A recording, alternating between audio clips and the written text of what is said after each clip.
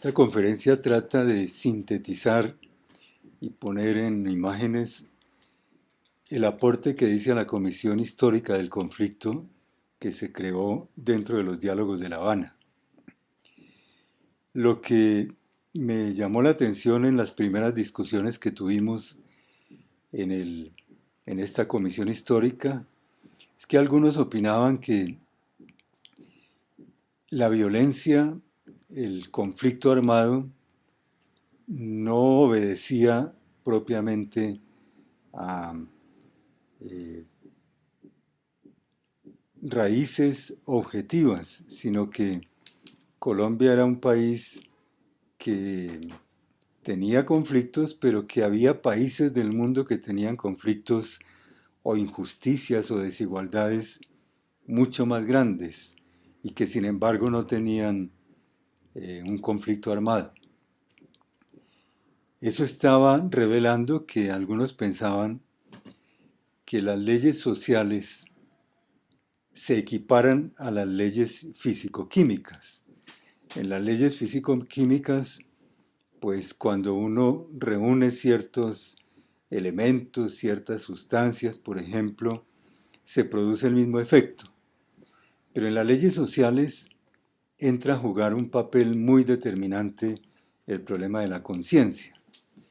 Por eso yo quise comenzar este análisis de las raíces del conflicto, el origen del conflicto en Colombia, con una especie de marco conceptual, explorando un poco ese problema de la conciencia. ¿Qué hay en la conciencia de grupos de colombianos que los llevó a rebelarse, a iniciar un conflicto armado contra el Estado? Y por eso esta conferencia pues comienza por ese elemento de conciencia que es el derecho a la rebelión. Por eso vamos a iniciar por ese marco conceptual que va poniendo las bases para entender el derecho a la rebelión y en la concepción del Estado como una empresa común entre ciudadanos y Estado. En esa empresa común, el Estado tiene determinadas obligaciones y aquí las vamos a ir analizando poco a poco. La primera es el problema de la tierra, la distribución de la tierra, y yo creo que en la comisión histórica había un consenso bastante grande en que el problema de la tierra es el problema central, el origen más importante del conflicto en Colombia. Allí vamos a ver la distribución de la tierra en los años 60 cuando se inició este conflicto, luego el problema de la tierra indígena, la lucha por los baldíos en los años siguientes y luego cómo se va desarrollando el conflicto armado por el despojo de la tierra, sobre todo que se agudiza más a partir de los años 80 hasta el presente. Luego, la relación de la tierra con las necesidades biológicas de la población, como la necesidad de la alimentación, de la vivienda y del trabajo y el ingreso de la gente. Y luego las necesidades de convivencia, que son fundamentalmente la participación, la información y la protección. La protección tiene como dos grandes ramas que son el problema de la justicia y de la fuerza pública. Vamos a iniciar entonces por ese marco conceptual, que es el derecho a la rebelión. Todos los grupos armados que han surgido en Colombia han invocado el derecho a la rebelión como la justificación de su lucha armada. ¿Dónde se origina este derecho a la rebelión como un derecho? En primer lugar, en la Declaración de Independencia de los Estados Unidos en 1776 se afirmó de una manera muy contundente el derecho a la rebelión. Luego, en la Revolución Francesa, cuando se hizo la Declaración de los Derechos del Hombre y del Ciudadano, sobre todo cuando esa declaración se afinó y se incluyó en la Constitución francesa en 1793, en el artículo 35. Y luego en la Declaración Universal de los Derechos Humanos de las Naciones Unidas en 1948, en el preámbulo, cuando se habla de propiamente la justificación de todos estos derechos que están en la declaración, se hace para evitar que la humanidad recurra al derecho más sagrado, que es el derecho a la rebelión. Empezamos entonces por la concepción de la sociedad que da pie para entender el derecho a la rebelión. Según un jurista inglés, Tony Honoré, profesor de Derecho en la Universidad de Oxford, en Inglaterra, pues muestra que la sociedad, una sociedad democrática, es una sociedad de iguales. Aquí está simbolizado en estas figuras con el signo igual, que conforman una empresa común.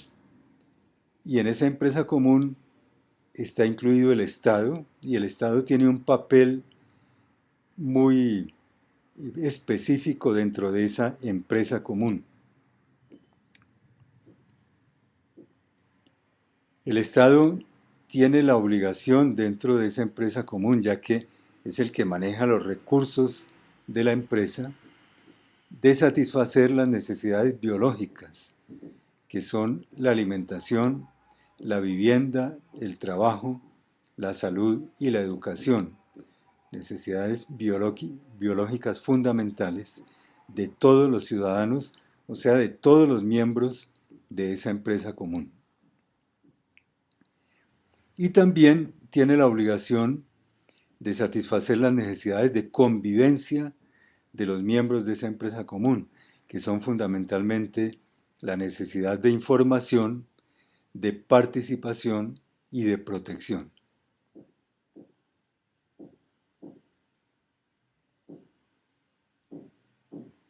Empecemos por mirar cómo esa empresa común se va desintegrando. Cuando se va creando una barrera que distancia al conjunto de ciudadanos del Estado, se va creando una barrera de separación, entonces la empresa se comienza a desintegrar. Ya no es, digamos, filosóficamente, políticamente, lo que debe ser una sociedad democrática. Y entonces, esa distancia del Estado respecto a los ciudadanos va quebrando la confianza de los ciudadanos en el Estado. Y en la medida en que se quiebra la confianza, la empresa común comienza a desaparecer progresivamente. Y se va activando también progresivamente entonces el derecho a la rebelión, o sea, a suprimir ese modelo de Estado que ya no responde a la filosofía de una empresa común y cambiarla por otra. Aquí se pueden dar dos situaciones.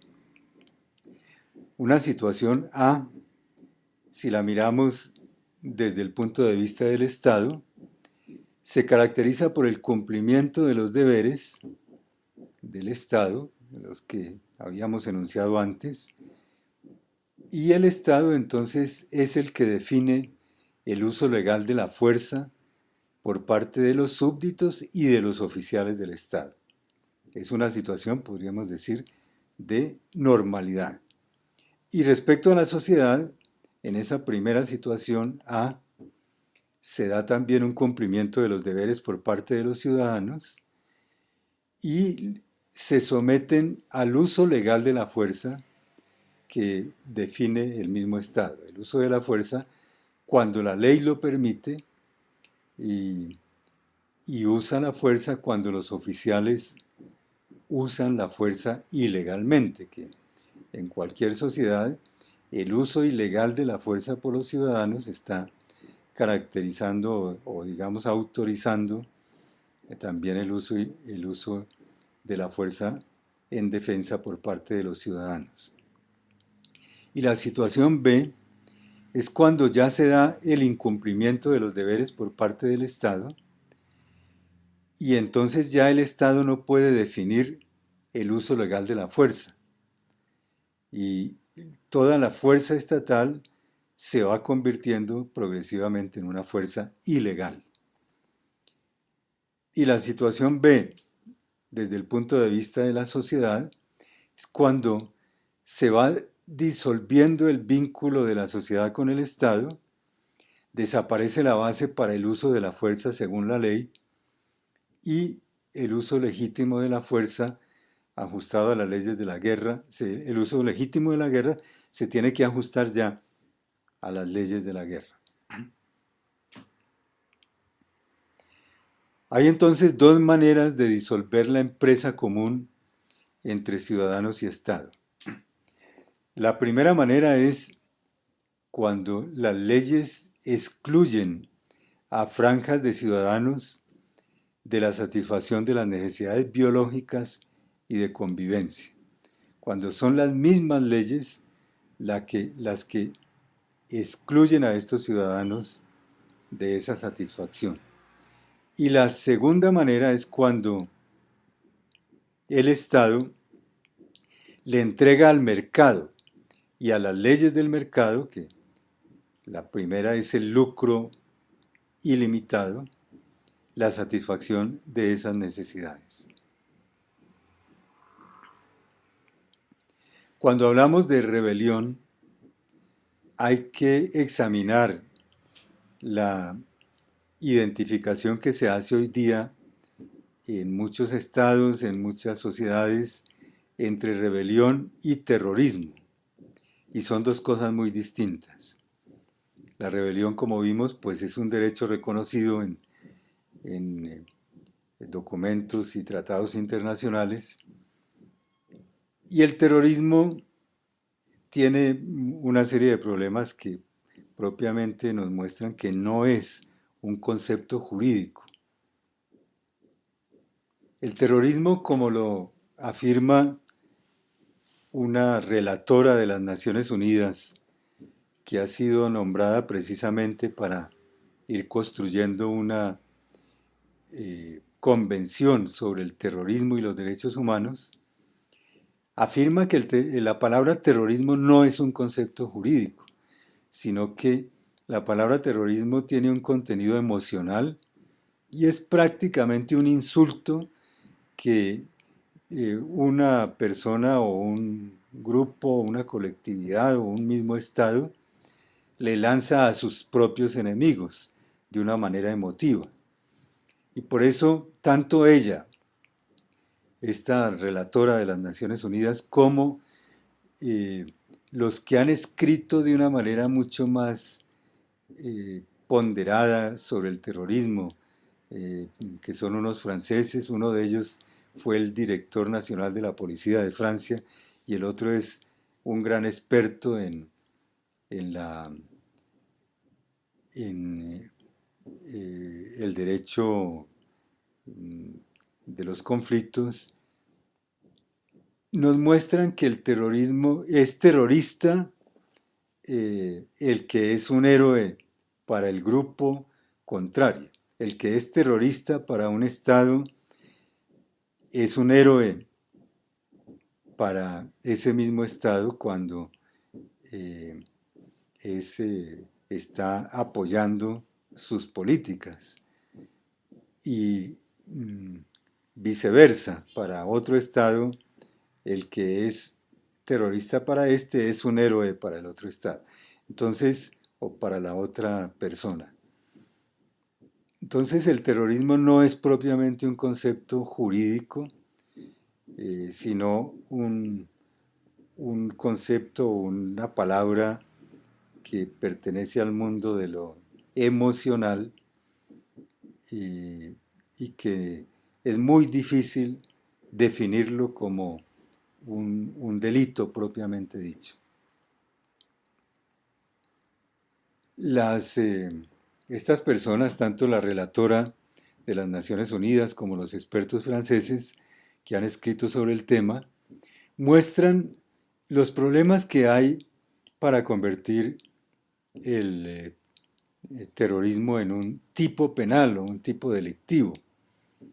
En primer lugar, el concepto vulgar del terrorismo no tiene ninguna definición jurídica.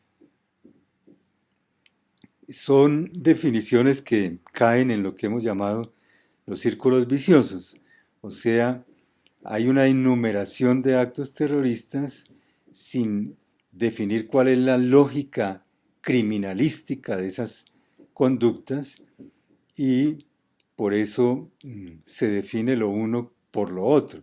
O sea, esto es terrorismo porque pertenece a la lista de actos terroristas y pertenece a la lista de actos terroristas porque es terrorismo.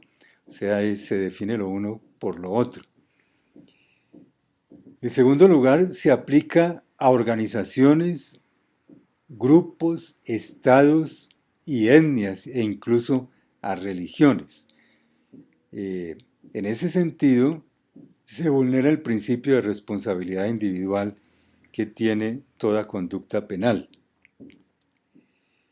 En tercer lugar, como decíamos antes, es un insulto mutuo entre enemigos. En ese sentido es ajeno al ámbito legal, el héroe de un lado es terrorista del otro lado y viceversa. En cuarto lugar, la violación de los derechos humanos por grupos no estatales ha sido rechazada como un concepto jurídico en el derecho internacional, en las Naciones Unidas, en una larga tradición. Es cierto que hay unos últimos instrumentos donde se admite ya que grupos no estatales puedan violar los derechos humanos, pero esa no es la tradición más larga de las Naciones Unidas y eso lo afirma muy fuertemente la relatora de esta convención. Es un problema muy discutido en el seno mismo de las Naciones Unidas, que se aplique el concepto de violación de derechos humanos a grupos no estatales. Luego, la lucha antiterrorista, como lo muestra de una manera muy evidente la relatora, viola gravemente multitud de derechos humanos.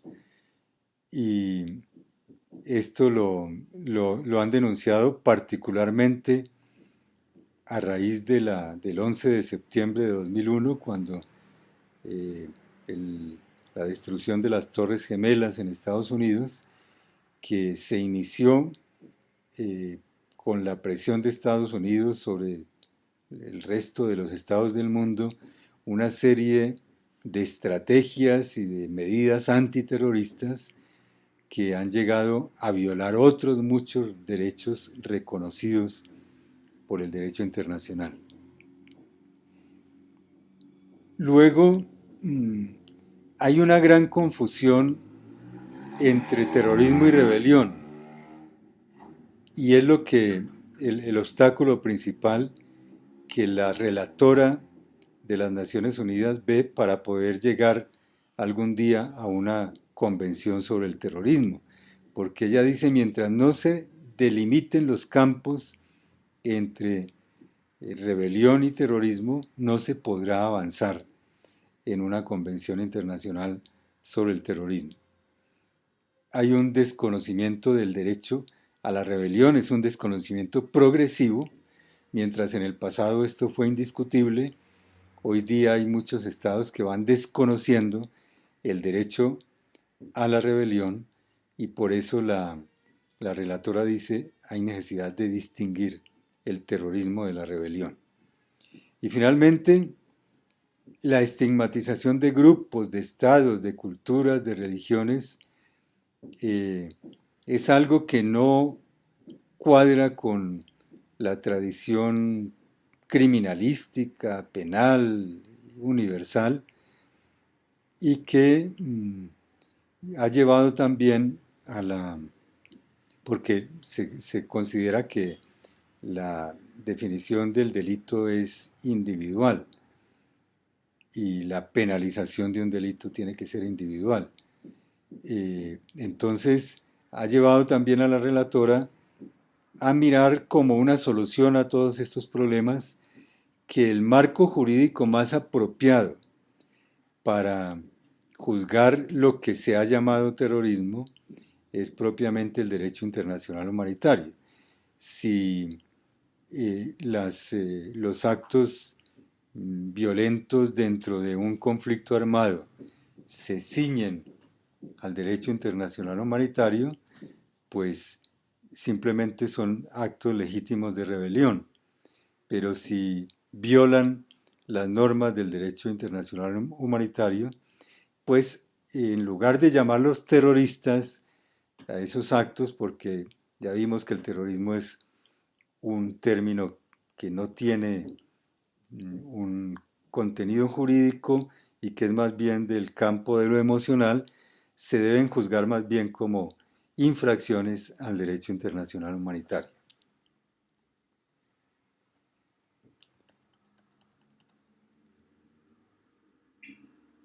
Bueno, como vimos, las obligaciones del Estado dentro de una empresa común comienzan por el problema de la tierra, porque el problema de la tierra está relacionado con las principales necesidades biológicas de los seres humanos.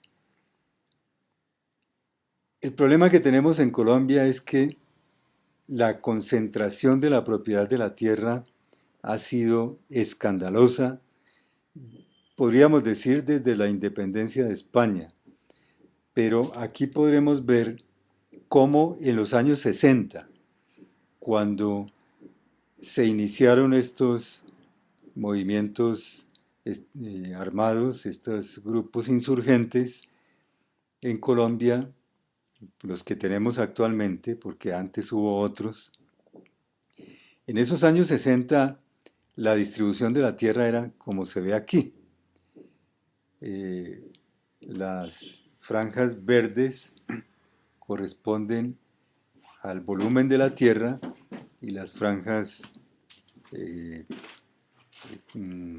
rojas corresponden al volumen de los propietarios. Entonces, el mayor volumen de la tierra, aquí el 76.5% en los años 60, correspondía a un 8.8% de propietarios. O sea, había una gran concentración de la propiedad de la tierra. En cambio, el 75.8% de la cantidad de los propietarios, digamos la gran cantidad de campesinos, apenas disfrutaba del 6.9% del volumen de tierras, una ínfima cantidad de tierra. Había una pequeña franja donde había una distribución más equitativa, un 15%. O sea, la propiedad de la tierra en los años 60 era escandalosa y es uno de los principales o el principal factor del conflicto armado en Colombia. Esto se toma de fuentes del DANE. El problema de la tierra de los indígenas es más complicado todavía. Cuando la independencia de España, Simón Bolívar dictó un decreto del 20 de mayo de 1820, en el cual ordenaba que se reintegraran los resguardos, que muchos de ellos habían sido apropiados por españoles o por terratenientes, y con el fin de repartir la tierra a las familias indígenas, o sea, tomar todos esos territorios de resguardos y repartirlos en propiedades individuales para las familias indígenas. sea, convertirlos en propiedad privada. Esto se hizo más efectivo en la ley del 11 de octubre de 1821, que era como la ejecución del decreto de Bolívar.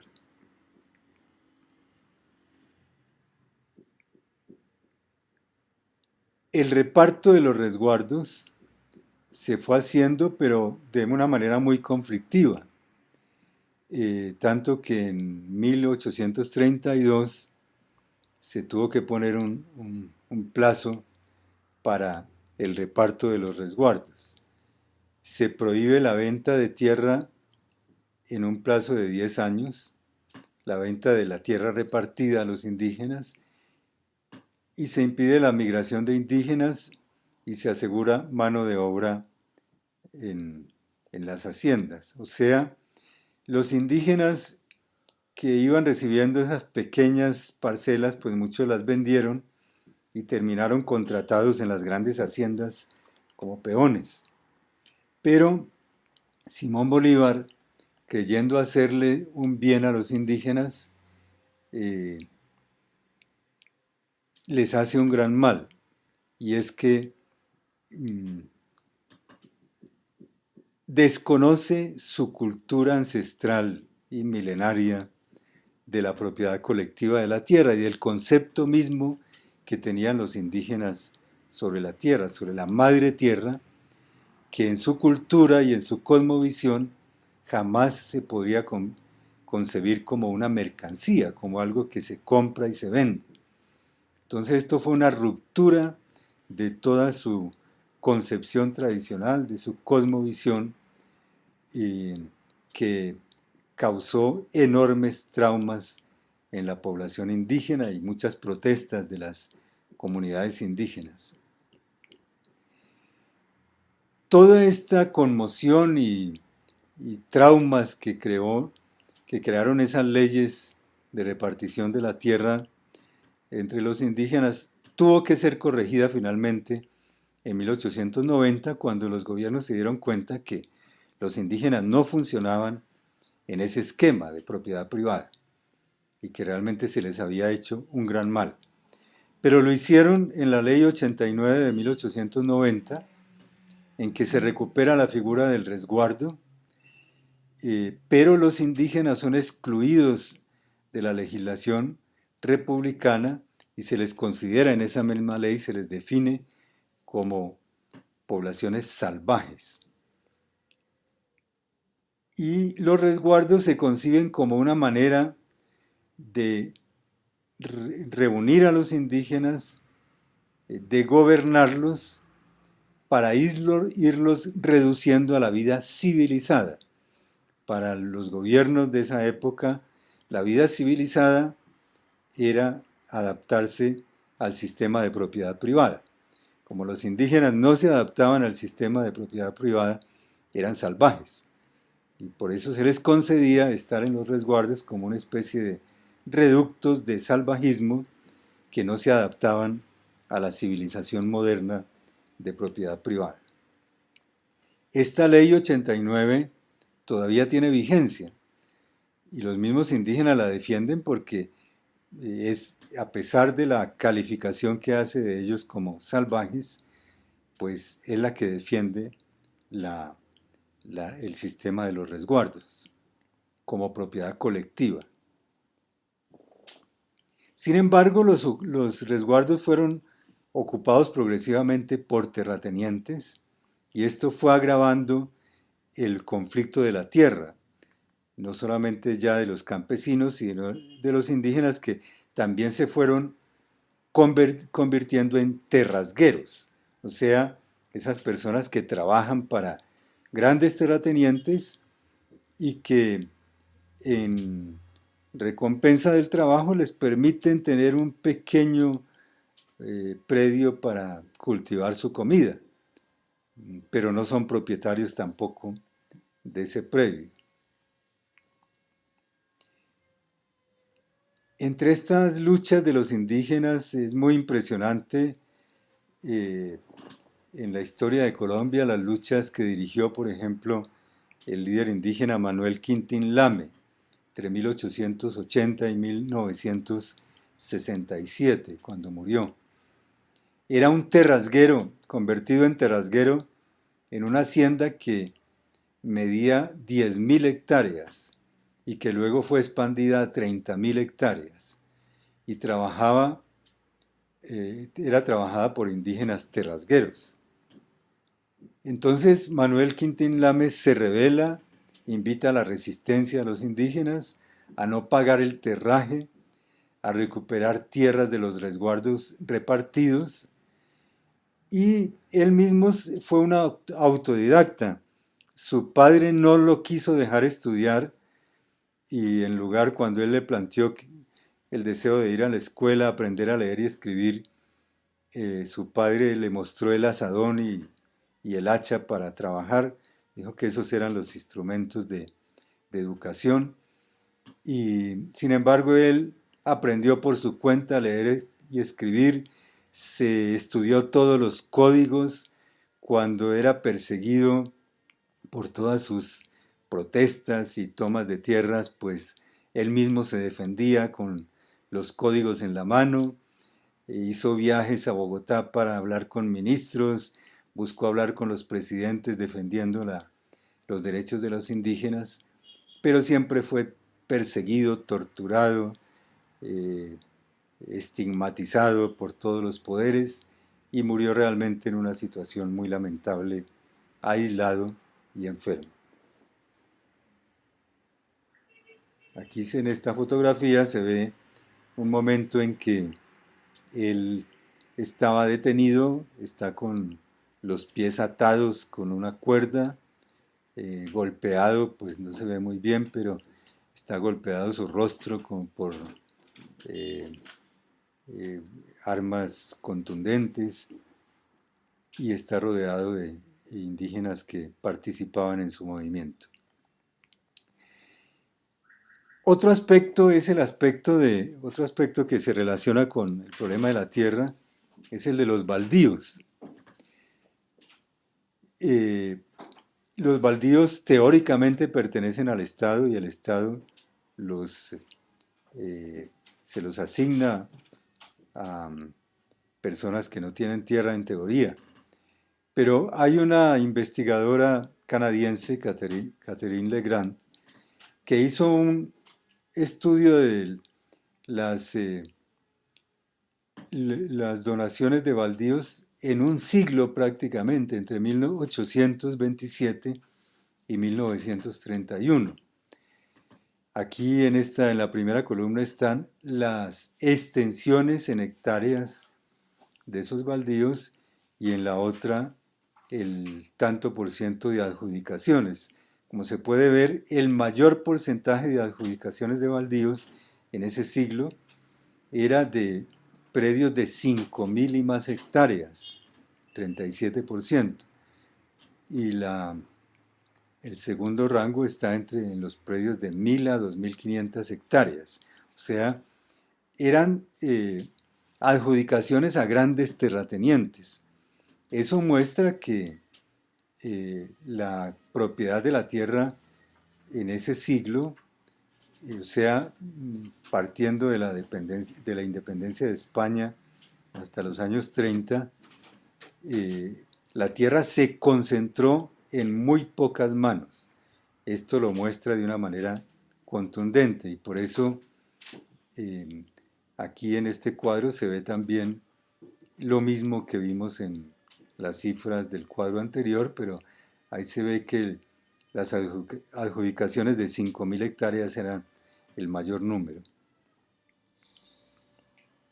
Aquí se ve lo mismo prácticamente.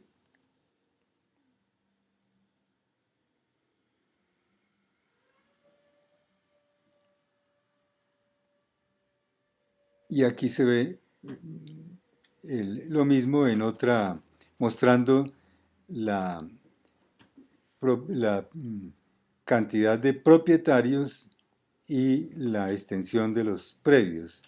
En la franja de abajo se ve como el mayor número de propietarios tenía una proporción muy pequeña de tierra. En cambio, en la de arriba se ve como un pequeñísimo número de propietarios tenía la mayor cantidad de tierra.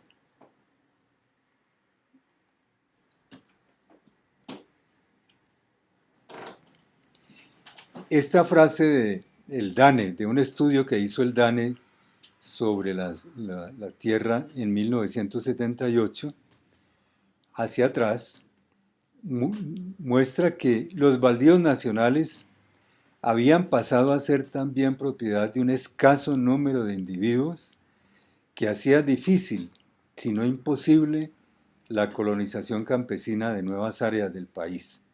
Esta es una frase textual del DANE, el Departamento Administrativo Nacional de Estadística, que nos muestra la concentración de la tierra como un impedimento para que realmente los que tienen necesidad de la tierra puedan acceder a ella. Esto fue creando en el siglo XX, a partir de los años 30, 40, un conflicto muy agudo alrededor de la tierra. El conflicto llevaba por su propia fuerza a migraciones, porque la gente que se veía sin tierra o que se veía dependiendo de grandes haciendas en situaciones prácticamente de esclavitud, decidían emigrar a buscar tierras baldías, pero que no se encontraban sino en tierras inhóspitas, en grandes selvas o en las costas, la costa pacífica, etc. Bueno, todo ese conflicto sobre la tierra pues llevó a algunos gobiernos a buscar soluciones. Podríamos decir que una primera solución la dio la Corte Suprema de Justicia en una sentencia del 15 de abril de 1926. Allí intentaba una recuperación de baldíos por parte del Estado y le exigía a los terratenientes mostrar los títulos originales de propiedad. Pero la reacción de los terratenientes fue muy violenta y calificaron esta sentencia o esa prueba que exigía la Corte como una prueba diabólica, y por eso se rebelaron contra esta sentencia. Después vino una solución con la Ley 200 de 1936 en el primer gobierno de Alfonso López Pumarejo. Esa Ley 200 pues intentaba también recuperar baldíos o tierras ociosas y obligaba a un reconocimiento de las mejoras a los aparceros y la eliminación de formas atrasadas de explotación, que eran más bien formas de esclavitud. Pero también aquí la reacción de los terratenientes fue muy fuerte, muy violenta, y lo que pasó fue que empezaron a expulsar a los aparceros, a los terrasgueros, en fin, para no reconocerles las mejoras, porque ellos estaban convencidos de que si reconocían las mejoras, pues les iban a arrancar gran parte de sus propiedades. Entonces, toda esa expulsión de los campesinos e indígenas de las haciendas, pues lo que hizo fue agravar el problema de la tierra. Y más tarde vino la Ley 100 de 1944, que fue el segundo gobierno de Alfonso López Pumarejo, en que prácticamente se eliminó la Ley 200, se echó para atrás, se reversaron, digamos, las medidas que se habían tomado en cierto beneficio de campesinos e indígenas, y la situación volvió a ser como antes.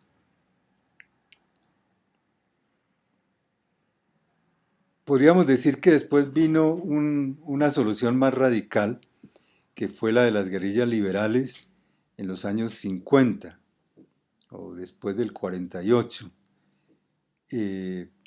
Estas leyes que estas guerrillas que se desarrollaron en varias partes, pero principalmente en los llanos y en el sur del Tolima, llegaron a crear unas leyes, las leyes del llano, que están en el texto de las leyes del llano, está en el segundo tomo de la violencia en Colombia, escrito por Eduardo Umaña Luna, Germán Guzmán y Orlando Falsborda en los años 60. Allí la tierra tiene otra concepción, digamos. Es un bien colectivo usado bajo el criterio de la satisfacción de las necesidades básicas de todos los pobladores. Y se va implantando un modelo de propiedad que está ligado al trabajo, a la producción y a la subsistencia del conjunto de la población. O sea, ya la tierra tiene un carácter de propiedad colectiva en esas zonas, pues, donde imperan las leyes del llano, y hay una concepción completamente distinta, radical, que trata de resolver este problema tan grave de la tierra. Pero esto dura muy poco. En los años, a comienzos de los 50, pues como sabemos, las guerrillas del llano se desmovilizaron y también después la mayoría de ellos fueron asesinados. Luego vino en el año 61 la ley 135 del presidente Lleras Camargo. Era una ley de reforma agraria en que se volvía a intentar el reparto de los baldíos, expropiaciones y cesiones de tierra a campesinos. Allí fue donde se creó la Unidad Agrícola Familiar, UAF, y fue como el mayor intento de una reforma agraria en el Estado. Sin embargo, el resultado es que en esos 20 años, en esos primeros 20 años de vigencia de esta ley, entre el 61 y el 81, solamente se ayudó al 4.3% de las familias que estaban sin tierra. O sea que el 96% quedó sin solución al problema de la tierra. En 1972 vino otra ley o un acuerdo, el Acuerdo de Chicoral, que se hizo efectivo en la Ley Cuarta de 1973 y en la Ley Sexta de 1975, en que prácticamente se revierte otra vez la Ley de Reforma Agraria del 61, la Ley 135, y se vuelve a los contratos de aparcería como siempre. ¿Cuál es el efecto de todo esto? En que los baldíos que pueden ser colonizados por los campesinos son solamente los baldíos que están en las selvas de la Amazonía, la Orinoquía, el Pacífico y el Caribe. O sea, realmente zonas inhóspitas, donde el campesino tiene que trabajar muy duramente para tumbar selva y para poder cultivar algo. Pero en esta misma época, en los años 80, es cuando se empiezan a desarrollar simultáneamente en esas zonas de colonización los cultivos de marihuana y después de coca y de amapola. Empieza pues los cultivos de uso ilícito que en parte constituyen un cierto alivio para los campesinos migrantes que han ido a colonizar esas regiones donde la producción de alimentos es supremamente difícil y sobre todo la comercialización de alimentos es casi imposible por la lejanía y por la ausencia de medios de de transporte, etc. Y entonces el problema de la coca aparece como una cierta solución, porque es algo, es un producto que no se deteriora y que es muy bien remunerado, aunque para la remuneración al campesino es pequeña, pero sin embargo le sirve para subsistir. Entonces comienzan también en esa época pues las organizaciones campesinas de resistencia y de parte del Estado pues comienza una violencia muy grande para exterminar esos focos de resistencia. Aquí vemos cómo uno de los, digamos, de los momentos más dramáticos de esa acción violenta del Estado para eliminar focos de resistencia campesina fue la toma de Marquetalia en el año 64. Allí vemos algunas fotografías de la prensa de esa época donde hubo una cantidad de helicópteros de los Estados Unidos que participaron en esa acción y hubo 16.000 militares que participaron en esa operación donde se violaron realmente todas las normas de la guerra, se utilizaron armas químicas y armas biológicas contra estos campesinos.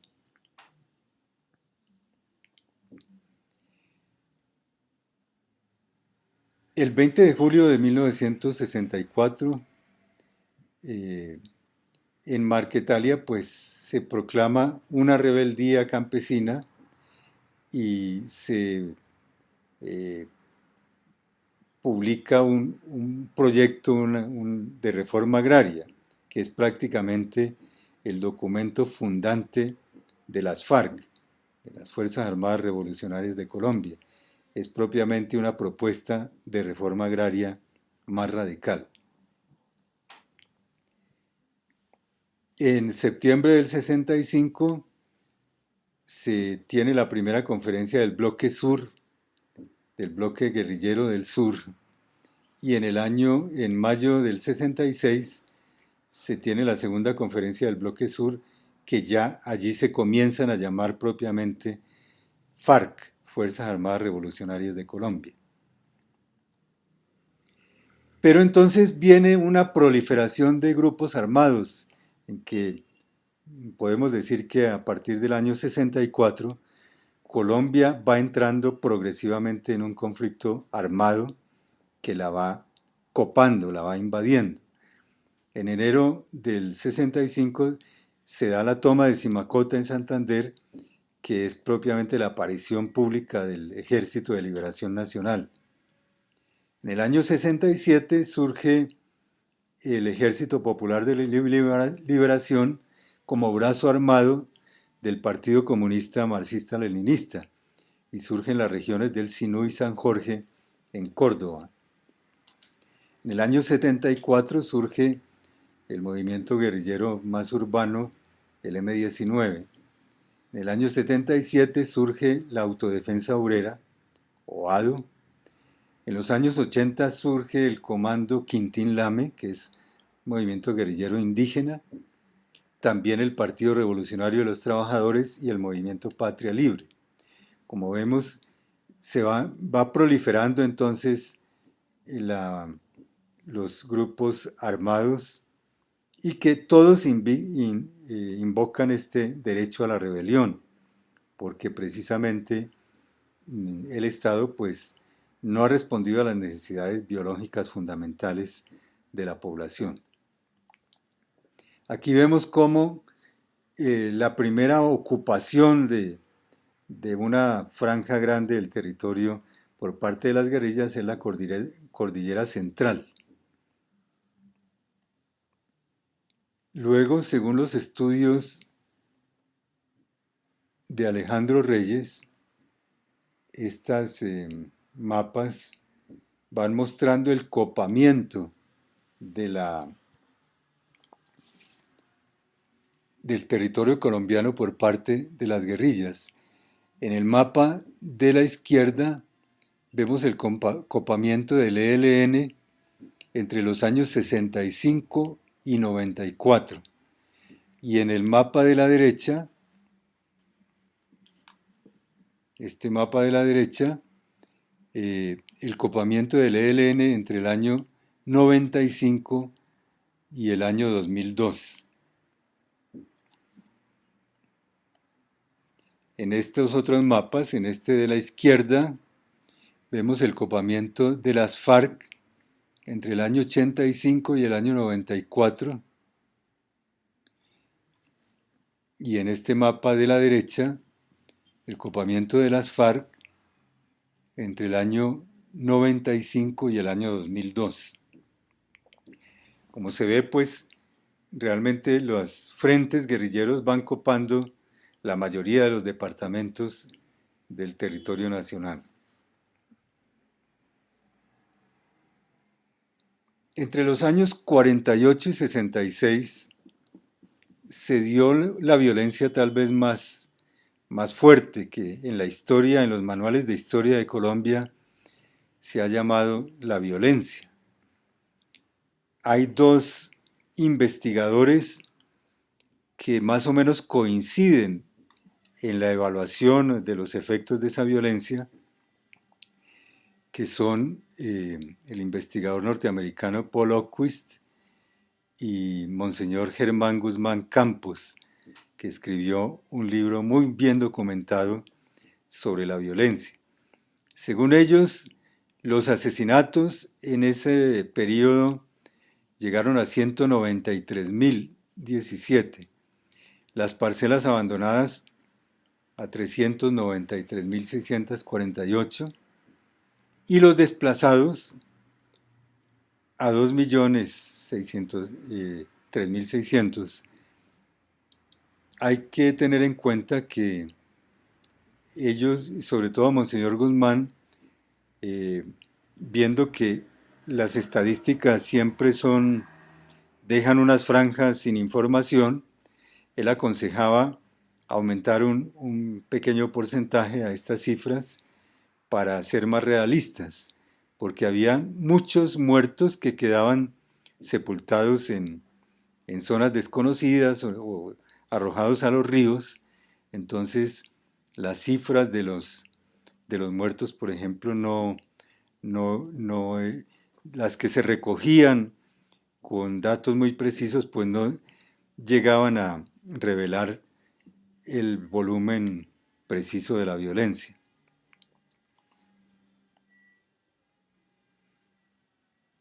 En esta época de violencia, pues tiene un gran impacto el asesinato de Jorge Eliezer Gaitán el 9 de abril del 48, que despertó una oleada muy fuerte de violencia.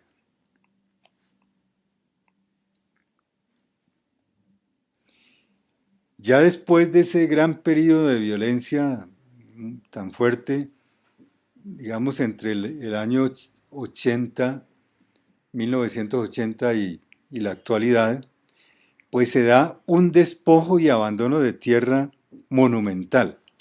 Y aquí hay muchos factores. En primer lugar, vemos cómo la represión a la insurgencia, que ya se va mezclando después de los años 80 con la represión a los cultivos de coca, también impulsa muchas migraciones. Esas migraciones van creando un poblamiento de baldíos selváticos también, y allí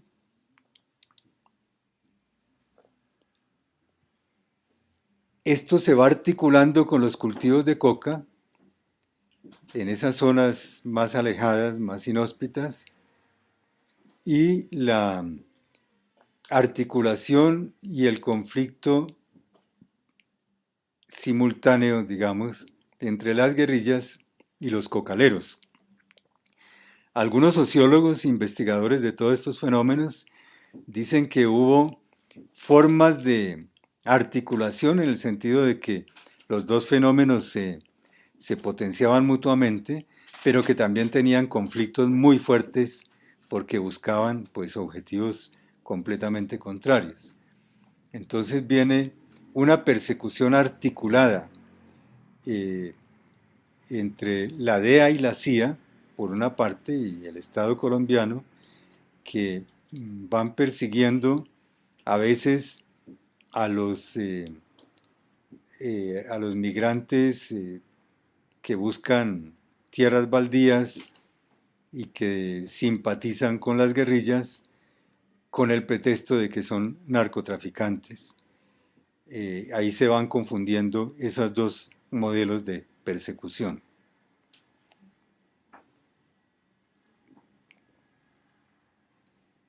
Y ahí también se va fundiendo el narcotráfico con el paramilitarismo.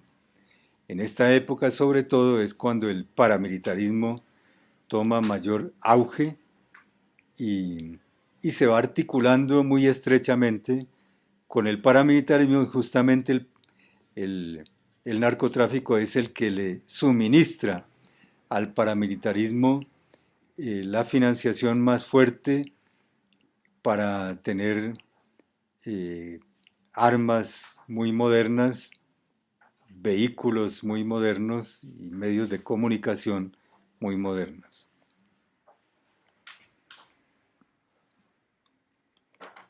Entre los años 80 entonces y la actualidad pues se da un gran despojo de tierras eh, que ya está muy calculado en 6 millones de desplazados y 8.4 millones de hectáreas despojadas o abandonadas. Esto muestra que el problema de la tierra, el conflicto alrededor de la tierra, en los últimos años se ha agravado en extremo. En este mapa de Alejandro Reyes se muestra que entre 1980 y 1995 la compra de las mejores tierras por parte de narcotraficantes se da en 409 municipios de 28 departamentos, o sea, es el 42% del territorio nacional el que es comprado por los narcotraficantes.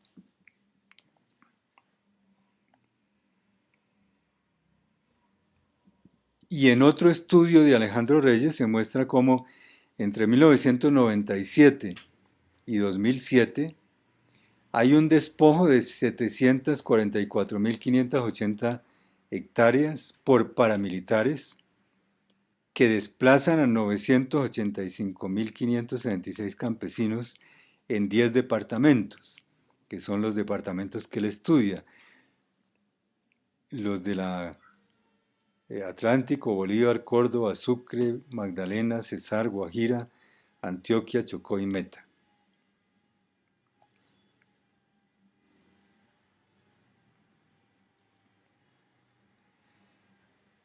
Más recientemente, el,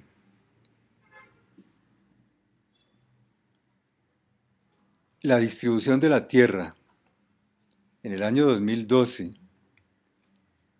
según el ministro de Agricultura, Juan Camilo Restrepo, pues la concentración de la tierra llega a extremos. Aquí se ve el color naranja, pues es el que corresponde al volumen de tierra, perdón, el color verde al volumen de tierra y el color naranja al volumen de propietarios. Eso muestra cómo el 4.2 de volumen de tierra está repartido entre el 67% de los propietarios y el 0.4% de propietarios, o sea, de grandes terratenientes, son propietarios del 46.5% de la tierra. O sea, El mismo ministro de Agricultura es el que da estas cifras mostrando cómo el conflicto alrededor de la tierra pues, ha llegado a unos extremos nunca vistos.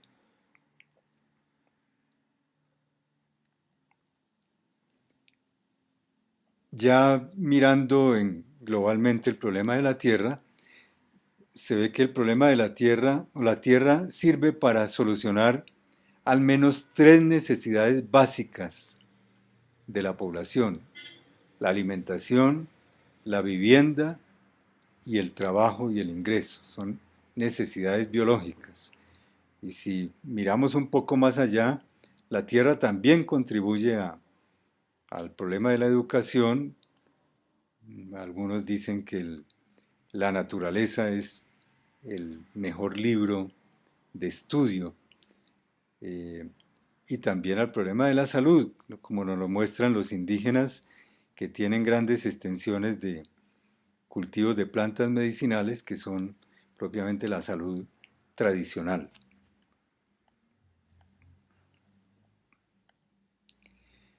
Entonces todo esto yo creo que nos muestra muy claramente que el conflicto alrededor de la tierra es la raíz más profunda del conflicto armado colombiano. No podemos negar que hay otros factores alrededor del problema de la tierra, pero son factores secundarios que han agravado el conflicto sobre la tierra. Por ejemplo, la pugna de los partidos por el control del Estado, sobre todo los partidos tradicionales, el Partido Conservador y el Partido Liberal. La relación con la resistencia, eh, con la resistencia a ideologías que están muy estigmatizadas, como el socialismo, el comunismo, y, y que han sido prácticamente colocadas fuera de la ley en algunos años. El anticomunismo, relacionado con lo anterior, el anticomunismo tiene varias fuentes y una de ellas, desgraciadamente, pues es un anticomunismo que viene de la Iglesia y que es impulsado por la Iglesia Católica, por algunas encíclicas de los papas y muchas cartas pastorales de los obispos colombianos que estigmatizaron toda relación con el comunismo. Luego, el alineamiento de Colombia dentro de los parámetros de la Guerra Fría, no solamente impulsado, sino eh, obligado por los Estados Unidos. Y el influjo de la Guerra Civil Española, donde también el falangismo tuvo su influjo en la concepción de la política colombiana.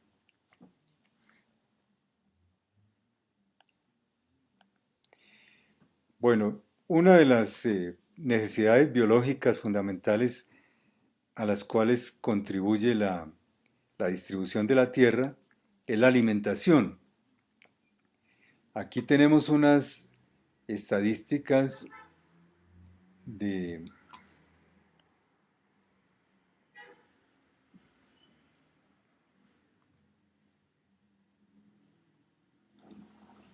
de la alimentación en Colombia, del hambre, el desarrollo del hambre en Colombia durante 1996 y 2002.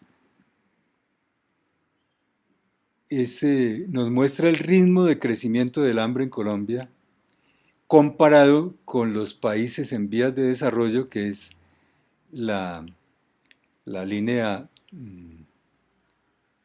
puntuada, esta, países en vías de desarrollo, la línea de puntos, y el ritmo del hambre en el África subsahariana, que es la línea de rayas, esta. O sea que el hambre en Colombia se ha desarrollado con un ritmo mucho más fuerte que los demás países en vías de desarrollo y que en los países del África subsahariana.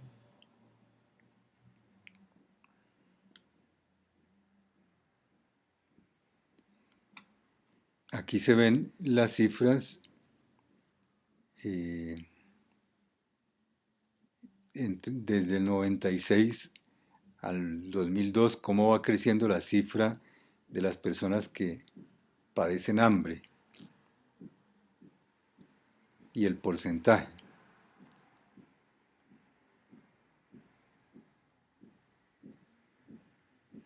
O sea, en Colombia el ritmo de crecimiento del hambre es 5 veces superior a los países en vías de desarrollo y 3.3 veces superior al África subsahariana. Esto tiene relación con las políticas del gobierno en relación con la alimentación. Las políticas del gobierno se reducen a un asistencialismo por la vía del Instituto de Bienestar Familiar, que da unos complementos de alimentos para niños menores de 5 años y para personas de tercera edad. Pero simultáneamente hay un desestímulo a la producción alimentaria, que viene en baja desde 1990 hacia adelante. La importación de alimentos debido a las firmas de los tratados de libre comercio subió de 405 millones de dólares en el año 90 a 4.750 millones de dólares en 2014.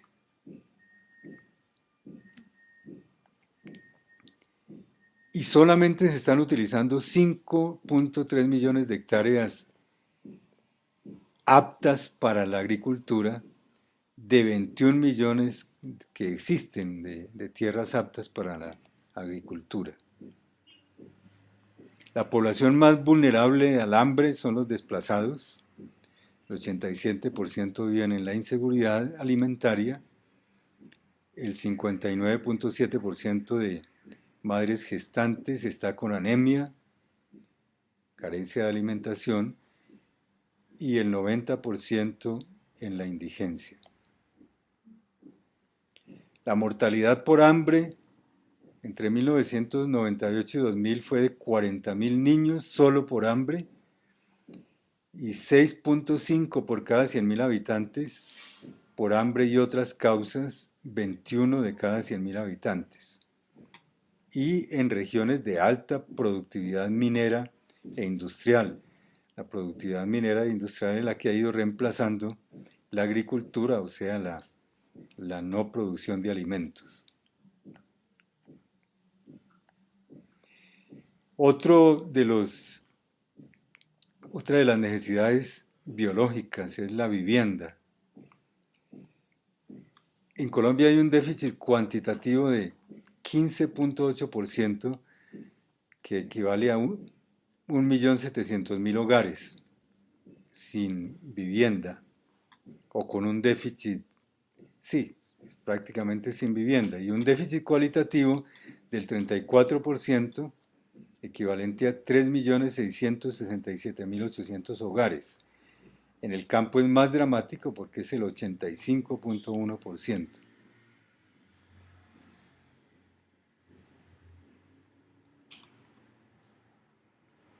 El problema de la vivienda se ha ido agravando porque se ha ido transfiriendo al sector privado la financiación de la vivienda, por lo menos de la clase media. Primero con el UPAC y luego con la VR, que se ha ligado, digamos, la financiación de la vivienda a los costos bancarios y al lucro bancario. Hay una organización que se llama Redcundecom, que muestra que los costos crediticios de la vivienda de clase media suben de 4 a 12 veces los costos acordados en un comienzo, y que hay procesos ejecutivos judiciales, digamos, de expulsión de familias que ya no pueden pagar las cuotas. Entre 1996 y 2004 fueron 50.000 expulsiones por año contra 1.350.000 familias. eh, 500.000 familias desalojadas hasta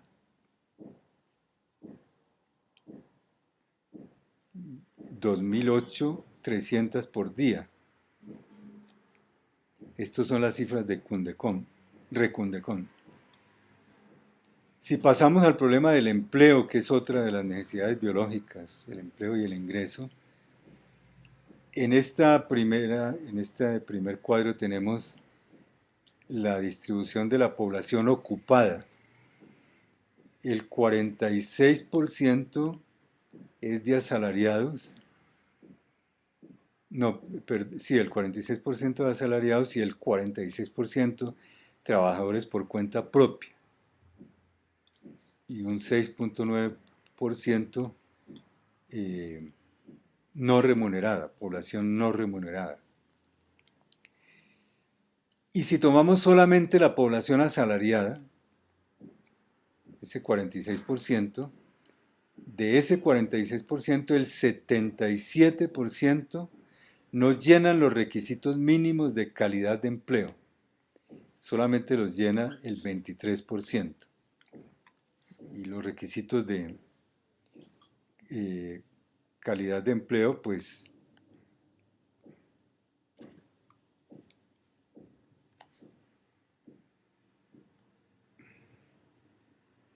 perdón, son requisitos elementales como un salario por lo menos superior al mínimo, unas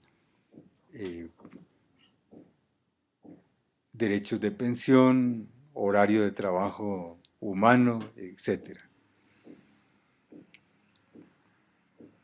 Y de la población ocupada por cuenta propia, solamente llenan los requisitos de calidad de empleo el 3.6%. De la población ocupada que gana menos, la población ocupada que gana menos de un salario mínimo legal vigente es el 56%. Y la población asalariada que gana menos de un salario mínimo legal vigente es el 14.5%. La que gana igual a un salario mínimo legal es el 23%. Eso muestra propiamente las condiciones del empleo. El salario mínimo legal vigente solo da acceso a canasta de indigencia, no a canasta de pobreza. Si ahora pasamos a las necesidades de convivencia, la primera necesidad de la convivencia es la participación en las decisiones de la sociedad, del Estado. Sin embargo, si analizamos el Estado colombiano en su desarrollo desde que comenzó, digamos, desde la independencia de España, hay que calificarlo como un Estado botín. Un Estado botín, aquí se ve quienes aprovechan de ese botín, simbólicamente los dos colores de los dos partidos tradicionales, el azul, el Partido Conservador, el rojo, el Partido Liberal. Ese botín les permite pues tener privilegios y prebendas, les permite controlar la titulación de tierras, controlar la institucionalidad, la dirección de las políticas públicas, el aval a las empresas, presupuesto y reparto de los empleos oficiales y los ingresos extracontractuales, lo que hemos llamado las coimas. Por eso el Estado es caracterizado como un Estado botín, porque toda la actividad política de los partidos está muy centrada en controlar todos estos privilegios y controlarlos para una élite muy pequeña.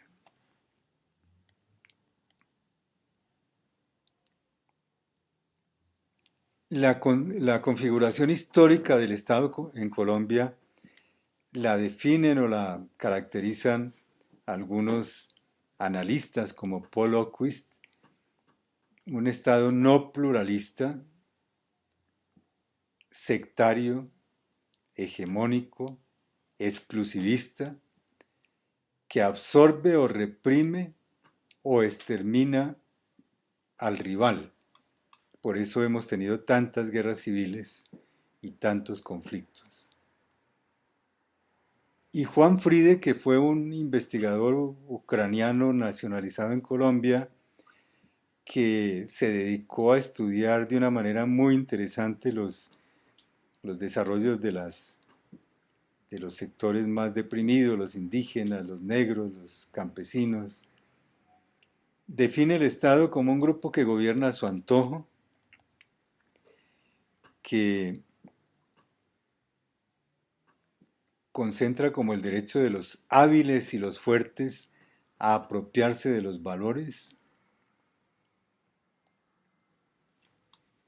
y que funciona pues como un Estado botín en este sentido. Es el, el dinero el que define los votos, y los votos se pagan por puestos, se pagan con puestos. Entonces hay una especie de circuito de corrupción con estas tres dinámicas.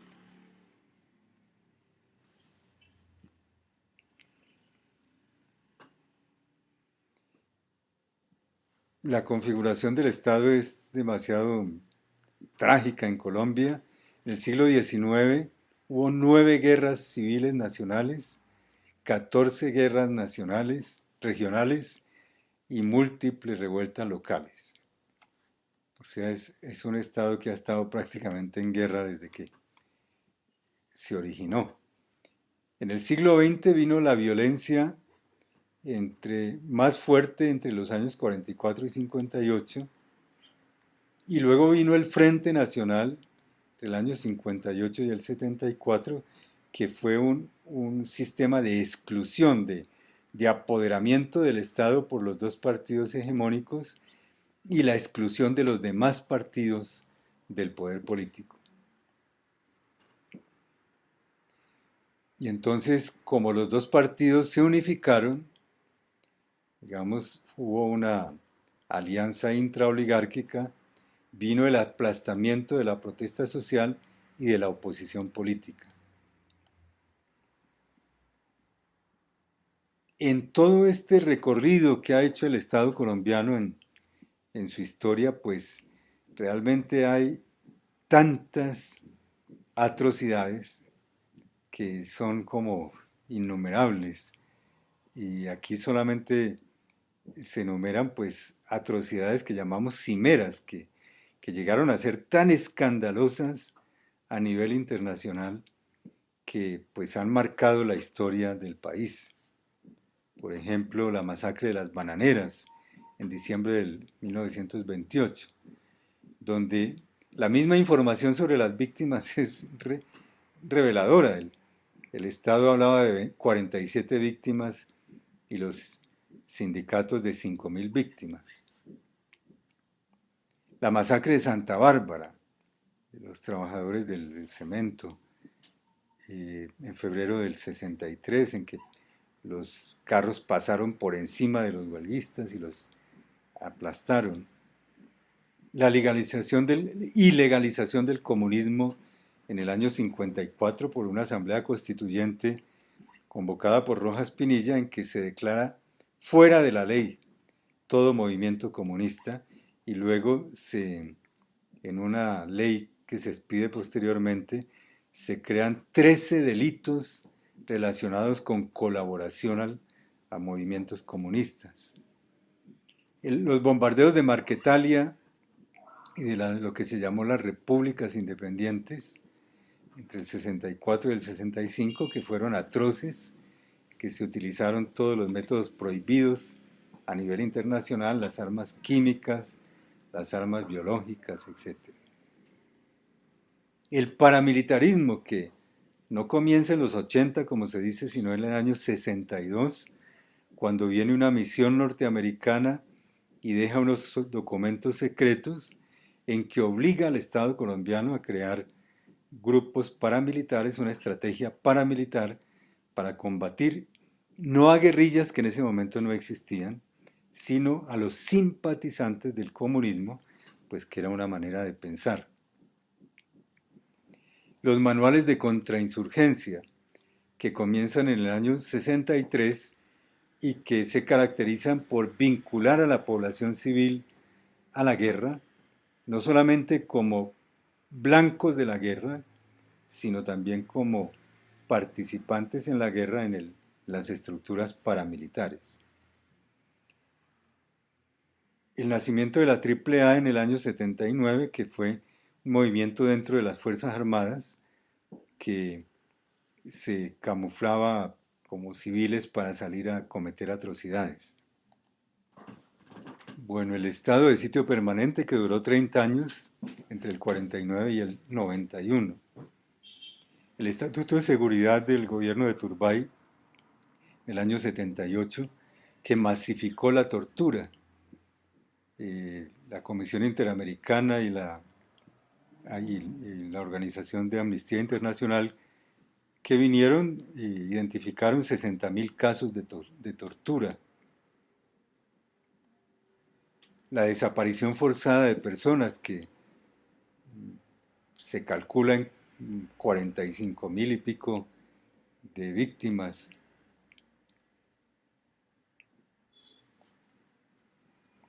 El genocidio de la Unión Patriótica, caso de escándalo internacional aterrador que eliminó todo un partido político legal.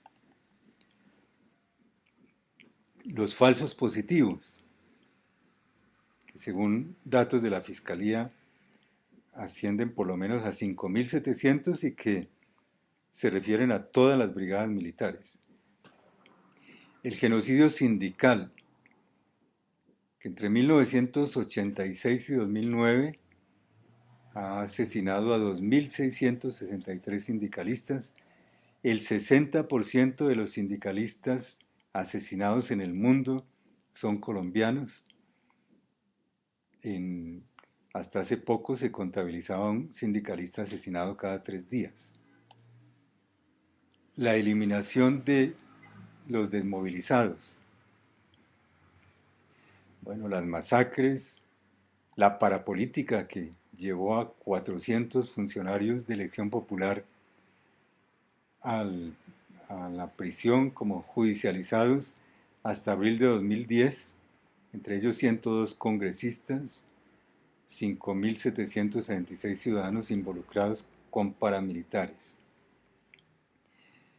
El problema del ESMAD, el Escuadrón Móvil Antidisturbios de la Policía, que tiene una reacción brutal contra las protestas ciudadanas y que tiene en su haber innumerables víctimas. Globalizando todo esto, vemos que en la Revolución Francesa se definieron como 4 parámetros para que un Estado fuera democrático: elecciones libres, existencia de partidos, separación de poderes y libertad de prensa. Hoy podemos decir que ninguno de estos 4 parámetros tienen vigencia en Colombia. Habría que profundizar en cada uno de ellos, pero no nos demoraríamos mucho. Si continuamos en la configuración del Estado colombiano, ¿cuáles son como esas características que lo hacen antidemocrático? El caudillismo, que lo lleva a realizar elecciones propiamente sin plataformas, donde no hay control de los elegidos por los electores, donde no hay consulta previa de los proyectos que afectan a las comunidades, donde el concepto de desarrollo es un concepto impuesto por las grandes potencias del mundo, donde prácticamente se considera un país desarrollado cuando tiene un Producto Interno Bruto que no revela ni de lejos la condición de humanidad de los ciudadanos. Las leyes a contracorriente de los intereses de los electores. la no democracia representativa ni participativa, es un cheque en blanco que se le entrega a los elegidos. La privatización de la salud y de la educación, el mismo presupuesto del Estado supremamente desbalanceado en relación con las necesidades biológicas y de convivencia. La minería que está destruyendo eh, el medio ambiente en todos los departamentos, la extranjerización de la tierra y de los recursos naturales, los planes de desarrollo que son completamente antiecológicos y inequitativos, las patentes que eh, están privatizando los grandes conocimientos de la población, los transgénicos, las fumigaciones, la presencia militar extranjera, en fin, hay muchas otras características, las leyes bancarias, la privatización de los medios, que es la privatización o la negación mejor del derecho a la información, o la conversión del derecho a la información en mercancía, el problema de los espionajes, de la inteligencia, de las chuzadas, la conducción misma de la guerra, los tratados de libre comercio, los megaproyectos, las extradiciones, el manejo de los cultivos ilícitos. Todo eso muestra una deformación del Estado, un Estado con características profundamente antidemocráticos y sobre todo una ausencia total de participación de la población en las decisiones que la afectan. Pasamos entonces al derecho a la información, que es otro de los derechos de convivencia, de las necesidades de convivencia. Los medios masivos son privados y son propiedad de los grandes grupos económicos y de empresas multinacionales.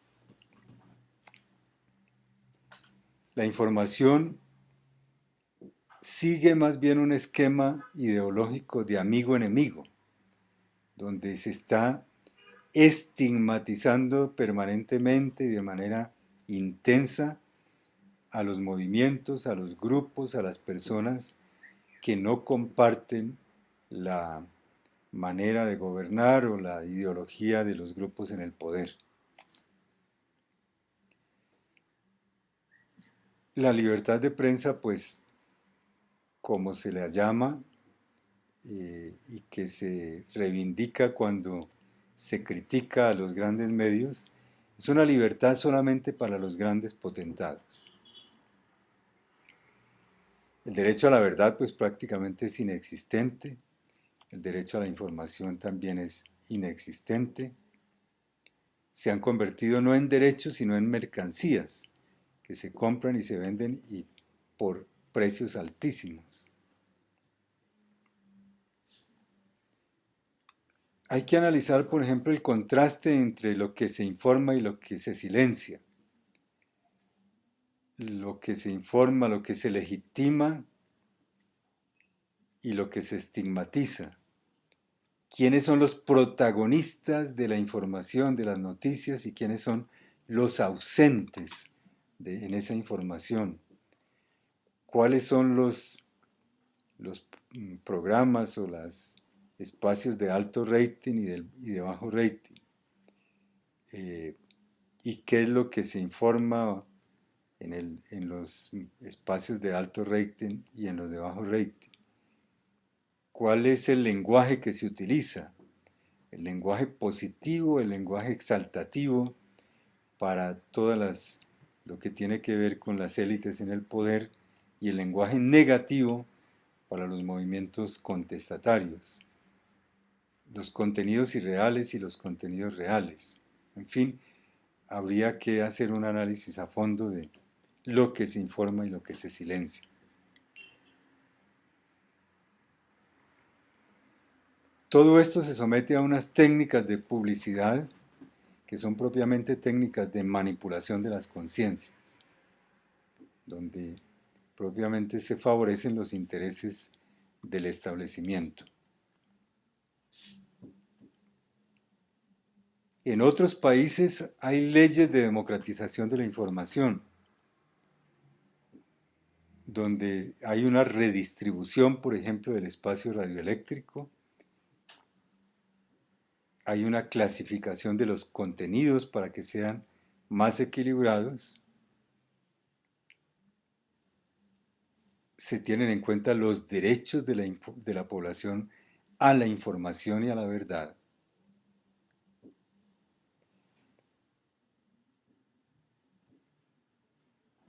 Y el papel de los medios en el conflicto, pues, ha sido supremamente sesgado. Es urgente una democratización en este momento en que se pretende estar en un posconflicto.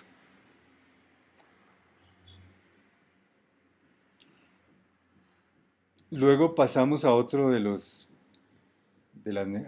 necesidades de convivencias, que es la justicia. La impunidad, como lo reconocen incluso los mismos funcionarios del gobierno, es del 97%.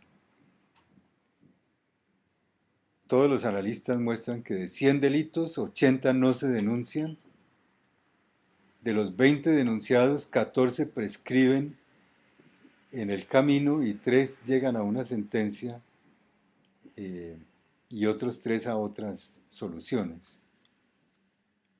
Pero más grave que la impunidad es la arbitrariedad y la corrupción de la justicia. Hay una usurpación del Poder Judicial por el Poder Ejecutivo en contra de estos artículos 113, 121, 128 de la Constitución Nacional. No se respeta la igualdad ante la ley, que es el artículo 13 de la Constitución. No se respeta el principio de legalidad, que es el artículo 28. No hay imparcialidad ni independencia, que es el artículo 230 de la Constitución. No se da un debido proceso, los artículos 28 a 34 de la Constitución.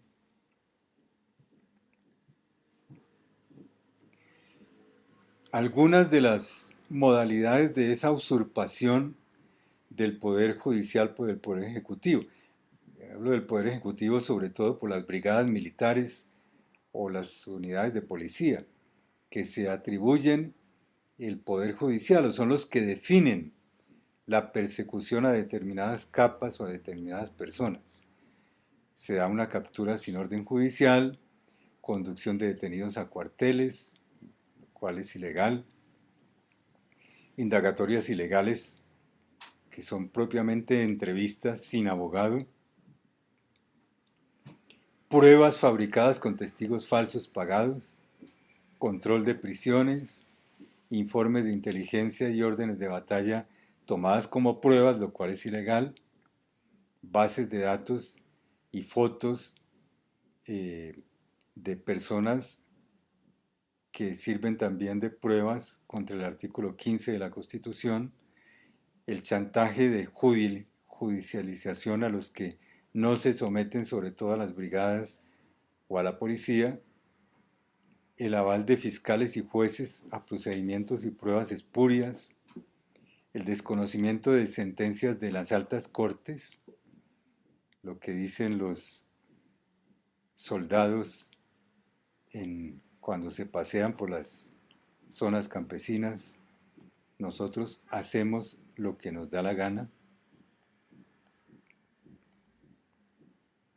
El no sustento probatorio, la no idoneidad de los testigos, no libertad del testimonio, no garantías de los intervinientes en el proceso, no protección de las pruebas técnicas como la cadena de custodia, no equilibrio de elementos favorables y desfavorables a los acusados, no libertad, espontaneidad o voluntariedad en la aceptación de cargos, no garantías de controversia probatoria, no garantías de defensa técnica, no consistencia de informaciones para sustentar las condenas. no valoración ponderada y ética de la culpabilidad, no consideración de los atenuantes y eximentes, no atención al contexto personal, familiar y social, no degradación o degradación mejor del testimonio y carencia de controles en la aplicación de las normas, el no reconocimiento de tratados internacionales, la reglamentación ilegítima del habeas data, y todo confluye en la justicia de solo testimonio. Entonces, el testimonio se encuentra como entre dos fuerzas. Por un lado la amenaza y por otra parte el soborno, el pago del testimonio. Cuando el dinero habla, la justicia calla, se dice. El testimonio entonces se convierte en una mercancía, está entre el soborno y la amenaza. Y finalmente pasemos al problema de la fuerza pública. El modelo de seguridad en Colombia desde 1938 viene definido por los Estados Unidos. Entre 1953 y 57, o sea, la dictadura de Rojas Pinilla, el ejército pasó a jugar el papel protagónico en la seguridad. Sobre la policía, el SIC, que era el Servicio de Inteligencia Colombiano, que fue sustituido después por el DAS. Esta seguridad, pues, modelo de seguridad definido y diseñado por los Estados Unidos y ejecutado por el ejército, responde a los principios de la Guerra Fría, después de la Segunda Guerra Mundial, a un convenio de asistencia recíproca que se firmó con los Estados Unidos en el año 52, al entrenamiento que se hace de militares colombianos en Estados Unidos desde 1946, en que se creó la Latin American Ground School en Panamá, que después pasó a los Estados Unidos en el 87, a Fort Benning en Georgia, y en 2001 se convirtió en Instituto de Cooperación para la Seguridad Hemisférica, dado que en los años anteriores hubo grandes escándalos por el tipo de formación, por los manuales de formación que se estaban repartiendo ahí, que eran violatorios de todos los tratados de derechos humanos. Entre 1956 y 2003, 9.986 militares colombianos fueron entrenados en ese instituto, y entre 1999 y 2012 hay una lista de 5.239.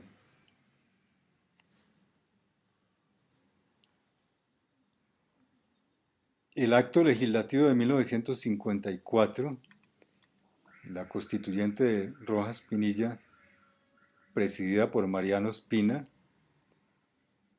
se ilegalizó el movimiento comunista, y el decreto 434 del 56 creó 13 delitos de colaboración con el comunismo, que todos iban a justicia penal militar en consejos verbales de guerra. Se creó entonces como blanco de toda la represión el anticomunismo como el enemigo interno. Y el anticomunismo pues era la represión a una manera de pensar, a una propuesta política.